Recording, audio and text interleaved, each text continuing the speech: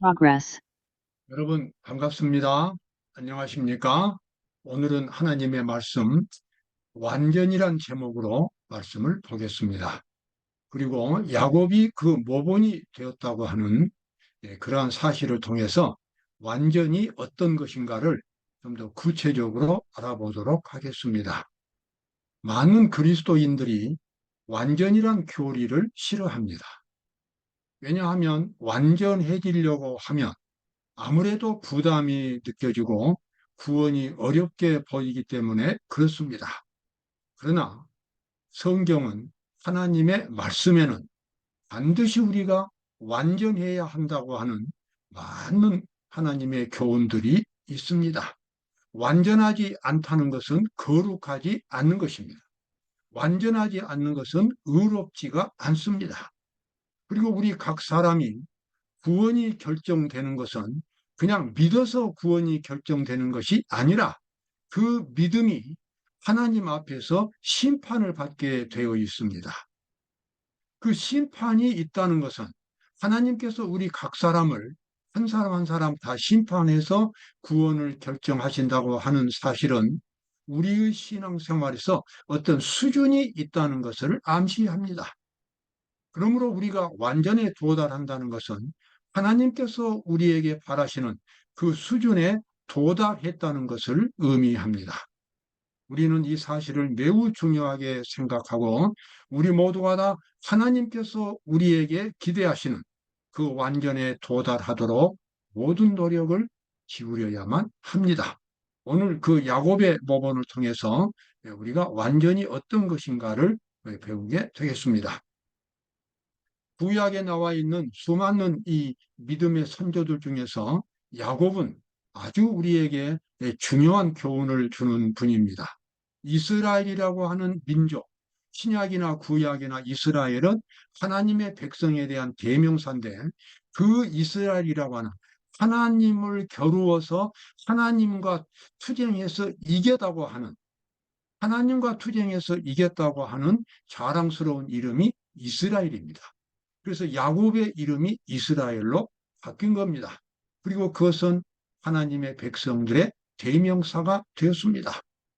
우리가 진정으로 하나님의 백성이 되려면 야곱처럼 하나님과 겨루어서 이겨야 한다고 하는 것입니다. 하나님과 겨룬다고 하는 것은 사실은 하나님의 능력을 끝까지 내가 경험할 수 있도록 붙들고 늘어지는 나의 믿음과 투쟁하는 것입니다. 하나님과 겨루어 싸우는 것이 아니라 사실 나 자신과 싸우는 일이고 하나님이 나를 구원해 주실 때까지 하나님이 나를 완전하게 만들어 주실 때까지 내가 나의 죄악을 붙들고 씨름하는 경험 바로 그것을 야곱이 보여주었고 그래서 완전히 무엇인가를 야곱은 우리에게 그의 모본으로 보여주었습니다. 자, 여기 히브리서 10장에 나와 있는 말씀입니다. 오직 그리스도는 죄를 위하여 한 영원한 제사를 드리시고 하나님 우편에 앉으사 그 후에 자기 원수들로 자기 발등상이 되게 하실 때까지 기다리시나니 여기 그리스도의 사명에 대한 그리스도께서 우리 죄인들을 위해서 어떤 일을 하시는가에 대한 설명이 나옵니다. 여기 발등상이라고 하는 것은 이렇게 사람이 앉았을 때나 설때 발밑에 깔고 있는 것을 말합니다. 깔고 앉았거나 발을 발 가지고 깔고 서 있는 바로 그것이 발등상입니다. 여기서 발등상이 이렇게 사용되는 것은 완전한 원수들을 발등상으로 만들었다 그 말은 완전한 승리를 의미하겠습니다. 예수님이 그리고 우리 성도들이 이렇게 원수를 발등상으로 만들 만큼 그렇게 승리해야 할 그 대상은 사람이 아니고 죄입니다. 죄악 세력입니다. 사탄의 유혹입니다. 이 유혹에 대해서 절대로 실패해서는 안 되는 것입니다. 자, 여기 예수님의 말씀 가운데서 오직 그리스도는 죄를 위하여 한 영원한 제사를 드리시고 하나님 우편에 앉으사 그 후에 자기 원수들로 자기 발등상이 되게 하실 때까지 기다리시나니 여기 나와 있는 이 말씀은 설명이 필요합니다. 예수님께서 십자가를 통해서 모든 죄인들의 죄를 용서할 수 있는 그런 속죄의 제사를 드리셨습니다. 그래서 이 세상의 어떤 죄인도 하나님 앞에서 다 용서를 받을 수 있게 되었습니다. 왜냐하면 이 모든 죄인들의 죄값을 예수님이 대신 갚아주셨기 때문입니다. 그래서 죄인들은 어느 때고 누구나 하나님 보좌 앞에 담대히 나아갈 수 있는 자격을 갖게 된 것입니다. 그러나 하나님의 구원은 하나님으로부터 용서를 받았기 때문에 구원이 확정되는 것이 아닙니다. 용서받은 죄인은 이제 죄에서 벗어나서 의로운 생활을 살아가는, 그래서 이제 품성이 하나님의 모습으로 이제 끊임없이 바꾸어지는 그 같은 두 번째의 경험을 가져야만 하는 것입니다. 그것이 바로 믿음으로 말미암은 의가 되겠습니다. 용서받은 것으로만 끝난다면 그 사람은 신앙생활을 끝까지 할 수가 없습니다. 왜냐하면 죄에게 패배하기 때문에 그렇습니다. 죄에게 패배한다는 것은 다시 죄인이 되었다는 것을 의미합니다. 우리가 의인이 되었다는 것은 그리스도의 의로서 죄를 극복하는 것을 의미하는 것입니다.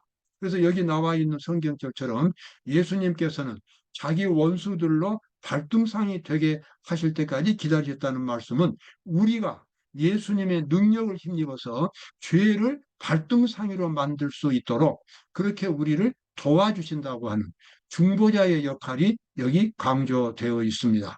그래서 누구든지 예수 그리스도를 믿어서 용서받은 사람은 예수님께 자기의 마음을 다 바친다면 자기의 마음의 문을 활짝 열고 예수님의 뜻에 완전히 순종하게 된다면 예수님의 능력이 우리로 하여금 죄를 극복할 수 있도록 그렇게 만들어 주시는 것입니다. 여기 그 말씀이 좀 더 자세하게 나옵니다. 저가 한 제물로 거룩하게 된 자들을 영원히 온전케 하셨느니라. 여기 예수님이 우리 죄인들을 구원하시는 두 단계의 절차가 나옵니다. 첫 번째는 거룩하게 만들어 주셨습니다. 이것은 용서받았다고 하는 것입니다. 죄 많고 그래서 부끄러운 그 죄인들을 하나님이 이제는 받아주셨어요. 하나님의 자녀로 받아주셨어요. 그래서 하늘에 이제 올라갈 수 있는 자격을 주신 것입니다. 그런데 여기서 끝나지 않고 이제는 그 사람이 하나님의 율법에 순종할 수 있는 사람으로 죄를 미워하고 하나님의 율법을 사랑하는 그러한 사람으로 변화되어야 할 두 번째 과정이 남아 있습니다. 이 두 번째 과정도 첫 번째 과정처럼 필수적으로 중요한 것이 되겠습니다. 그래서 예수님께서는 거룩하게 된 자들을 영원히 온전하게 되셨느니라. 온전하게 되었다 그 말은 죄의 속박에서 이제 벗어났다는 것입니다. 더 이상 죄의 지배를 안 받는다는 것입니다. 죄의 지배를 받지 않고 이제는 그리스도의 능력으로 살아가는 새로운 환경, 새로운 사람으로 변화되었다는 것을 의미하겠습니다. 바로 그것이 그리스도인의 모습입니다. 자, 리비엔드 헤랄드 1907년에 나와 있는 말씀입니다. 하늘에서 조사 심판이 진행되고 있는 동안 회개한 죄인들의 죄가 성소로부터 도말되고 있는 동안 지상에 있는 하나님의 백성들 가운데는 죄를 버리는 특별한 일이 있어야 한다. 자, 이 말씀은 여러분과 제가 지금 살고 있는 이 마지막 시대에 특별히 해당되는 말씀입니다. 왜냐 그러면은 2300기화가 끝나는 1844년부터 하늘에서는 조사 심판이 진행이 되고 있습니다. 모든 사람들이다. 과거에 죽었던 사람들부터 시작해서 지금 살아있는 성도들에 이르기까지 하나님께서는 모든 사람을 심판하시는 것입니다. 심판하심으로써 어떤 일이 되는가? 이 죄인들의 모든 죄가 하늘 성소로부터 사라집니다. 죄인들의 죄는 용서받기 위해서 그리스도의 십자가를 통하여 하늘 성소로 옮겨집니다. 그리고 그 성소에 있는 동안, 성소에 그 죄가 있는 동안 죄인들은 자기가 지었던 죄를 완전히 극복하고 버리는 깊은 회개를 경험해야 합니다. 용서받았으면서도 여전히 죄를 짓고 산다면 그 용서의 의미는 없는 것입니다. 하나님의 자녀가 되었으면서도 세상 사람처럼 세상을 사랑하고 율법을 어기는 생활을 산다면 하나님의 자녀가 된 의미가 없어지는 것입니다. 하나님의 자녀가 된 사람은 반드시 죄를 극복하고 이기는 그러한 의로운 생활을 살아야 합니다. 특별히 하나님의 심판이 하늘에서 진행되고 있는 동안에는, 지금 이 시간에는 지상에 있는 하나님의 백성들은 모든 죄를, 알고 있는 모든 죄를 다 회개하고 버리는 일이 매일매일 반복되어야 합니다. 이것이 바로 마지막 때를 살아가는 하나님의 백성들의 믿음이 되겠습니다. 내가 용서받았으니까 이제는 구원받겠지 하는 그러한 믿음은 매우 무책임하고 위험한 믿음입니다. 과거에 하나님을 믿었으면서도 하나님의 백성이라고 자부하면서도 멸망받은 그리스도인들이 얼마나 많은지 모릅니다. 정말 해변의 모래처럼 많은 사람들이 멸망을 받았습니다. 왜 그렇습니까? 이 두 번째 단계를 경험하지 못했기 때문입니다. 용서는 받았으나 죄를 극복하지 못했어요. 용서받았으면서도 여전히 죄를 짓는 생활을 살았기 때문에 그런 것입니다. 바로 그것이 우리가 지금 공부하고 있는 바로 완전이라는 제목이 되겠습니다. 하늘에서 조사 심판이 진행되고 있는 동안 이 지상에서는 죄를 버리는, 정말 그래서 매일 아침마다 우리 하나님의 백성들은 하나님 앞에 나아가서 본인 스스로 심판을 받아야 합니다. 자기 자신을 면밀하게 살펴봐야 합니다. 하나님께서 성령의 검으로서, 성령의 서치라이트로 우리의 영혼을 비춰주십니다. 마음속 어느 곳에 숨어있는 은밀한 죄의 습관들, 하나님 앞에서 버리지 않는 죄악들, 아직도 남에 대한 어떤 중호심이나 이런 하나님 앞에 떳떳하지 못한 습관들, 이러한 것들이 있다면 과감하게 단호하게 그러한 죄들을 버리고 회개해야 하는 것입니다. 그래서 생각이 미치는 범위 내에서는 어떠한 죄도 자기 영혼 속에 존재하지 않아야만 하는 것입니다. 이것이 바로 하늘에서 심판이 진행되고 있는 동안 지상에서 살아가는 성도들의 신앙의 생활이 되겠습니다. 자, 이제 아주 이제 중요한 야곱의 환란이라고 하는 그러한 제목으로 우리가 얼마만큼 완전해야 하는가를 살펴보도록 하겠습니다. 초기문집 36쪽에 나와 있는 말씀입니다. 성도들을 핍박하고 학살하라는 법령이 공포되기 때문에 성도들은 밤낮으로 자신의 구원을 위하여 주님 앞에 부르짖게 될 것인데, 이것이 바로 야곱의 환란이다. 조금 설명이 필요하겠습니다. 하늘에서 조사 심판이 끝나면 이제는 모든 사람들의 운명이 결정이 됩니다. 더 이상 구원받은 사람도 더 이상 멸망받은 사람도 없습니다. 그러면 지상에 아직 살아있는데도 하늘에서 구원이 결정된 사람은 어떻게 되어야 하겠습니까? 다시는 죄를 짓는 일이 없어야 합니다. 왜냐하면 그 사람에게는 구원이 확증되었기 때문에 그렇습니다. 그런데 그 사람은 아직도 이 죄를 지을 수 있는 이 세상에 살고 있습니다. 그것은 아주 긴장이 되는 것입니다. 위기의 순간들이 되는 것입니다. 그래서 하나님께서는 이러한 이 조사 심판이 끝나기 전에, 그래서 모든 사람들의 운명이 결정되기 전에 구원받기로 결정된 사람들에게 아주 강력한 품성을 입혀 주시는 것입니다. 구약성경 스가랴 3장에 나와 있는 계시가 바로 그런 의미입니다. 더러운 옷을 벗기고 아름다운 옷을 입혀 주시는 것입니다. 바로 그것은 아무에게나 그렇게 해 주시는 것이 아니라 진실한 믿음으로 야곱처럼 모든 죄를 다 버리고 회개한, 죄를 극복하고 비록 실패했을지라도 또 일어나서 또 죄와 싸우고, 그래서 끝까지 죄에게 굴복하지 않는 사람들에게 이제는 작은 실수들, 그러한 실수들을 범하지 않도록 하나님께서는 그들의 품성을 강력하게 만들어 주시는 것입니다. 그러한 품성을 갖고 마지막 7재앙, 이제 이 세상이 무너지는 마지막 7재앙 속으로 들어가게 되고 온 세상이 무너지는 대환란의 시기에 이렇게 강력한 품성을 가진 하나님의 백성들은 천사의 보호를 받으면서 이 환란을 극복할 수 있게 됩니다. 특별히 그 마지막 환란의 마지막 단계에서 안식일을 거룩하게 지키는 이 백성들을 온 세계가 증오하게 되고 죽이라고 하는 명령이 따르게 됩니다. 그때 이 성도들은 밤낮으로 하나님께 부르짖는데 바로 그것이 야곱의 환란이라고 하는 것입니다. 왜 야곱의 환란이 되겠습니까? 야곱처럼 모든 죄를 다 버리고 회개하고 극복하는 그러한 경험이 있기 때문에, 야곱과 같은 그런 경험이 있기 때문에 그 환란을 야곱의 환란이라고 부르게 됩니다.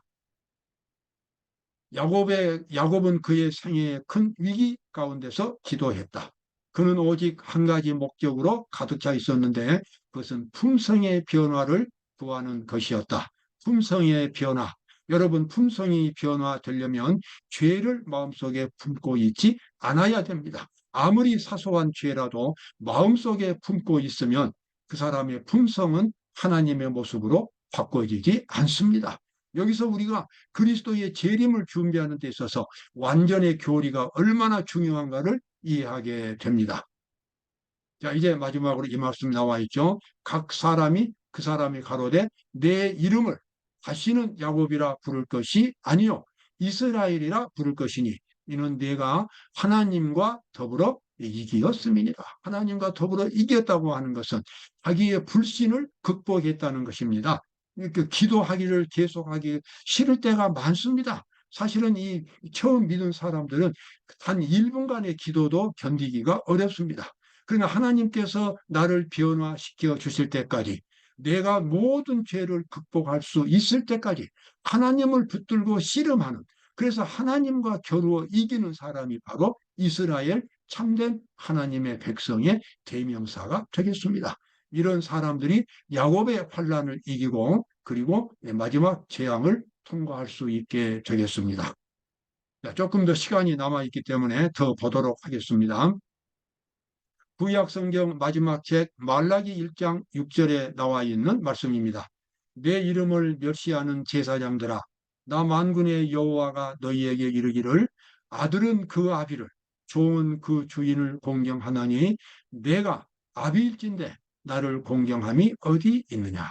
참 이러한 준엄한 하나님의 책망은 BC 500년경에 바벨론 포로에서 돌아왔던 이스라엘 백성들에게 하신 책망이었습니다. 하나님의 애언에 의해서 바벨론에서 돌아와 가지고 예루살렘을 다시 건설하는 이스라엘 백성들은 모든 면에서 참 연약한 사람들이었습니다. 재물도 없고 군대도 없고 권력도 없고 사람도 적고, 그런 가운데서 이 하나님께 제사를 드리고 국가를 건설한다고 하는 것은 극히 어려운 일이었습니다. 그런데 하나님께서 그들을 바벨론에서 돌아와 가지고 그런 일을 시키실 때는 충분한 것을 준비해 놓으셨고, 그리고 이 온 세상을 정복하리라고 하는 위대한 꿈을 주셨습니다. 그 정복은 군사적인 정복이 아니었습니다. 만약에 그들 이스라엘 백성들이 여기 나와 있는 이 말씀대로 율법주의에 빠지지 않고 정말 야곱처럼 하나님을 깊이 만나는 경험을 가졌더라면 그들의 역사는 달라졌을 것입니다. 연약한 그들을 통해서 하나님의 능력이 나타났을 것입니다. 여러분, 이 마지막 때를 살아가는 저와 여러분에게 있어서 이와 같은 역사는 우리에게 귀중한 교훈을 주고 있습니다. 우리 하나님의 백성들에게 현재 부족한 것은 어떤 돈이나 조직이나 지식이나 이런 것들이 아닙니다. 영적인 경험입니다. 야곱처럼 하나님을 붙들고 씨름하는, 그래서 이스라엘이란 고귀한 이름을 얻을 수 있는 영적인 경험, 하나님과 겨루어 이길 수 있는 그와 같은 경험이 되겠습니다. 그러한 경험을 통해서 이제 마지막 때 하나님의 백성들은 새 천사 기별을 온 세상에 전파하고 늦은비 성령을 통해서 세계 방방곡곡에 하나님의 기별을 전파하고, 또 이제 하나님의 강력한 품성을 받아서 앞으로 다가오는 대재앙을 승리할 수 있는, 극복할 수 있는 그러한 승리자가 되겠습니다. 여러분, 하나님께서 이 모든 것을 계획하시고 우리에게 그와 같은 것들을 애언으로 말씀해 주시고 우리가 승리할 수 있도록 모든 준비를 해 놓으셨습니다. 여러분, 오늘도 기쁨과 감사가 넘치는 그러한 하루가 되시기를 바라겠습니다. 감사합니다.